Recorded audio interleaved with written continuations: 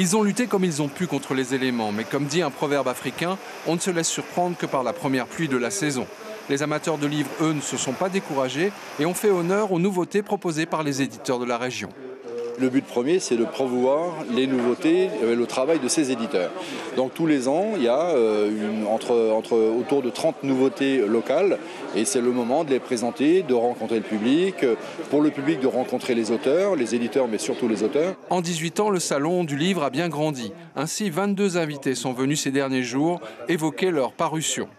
La bibliothèque était ouverte ce week-end, connaissant un pic d'affluence du jeune public. Il est vrai que les auteurs de livres destinés à la jeunesse choisissent de plus en plus souvent de s'appuyer sur des légendes polynésiennes et que les tablettes et écrans n'ont pas tout à fait effacé le plaisir de feuilleter les pages. Je pense que les enfants maintenant, ils ont besoin des deux. Ils aiment l'écran, mais ils aiment aussi les livres, ils aiment manipuler les livres, ils aiment le dessin, ils aiment les histoires, ils aiment rêver. Je voulais vraiment trouver des légendes faciles pour les enfants.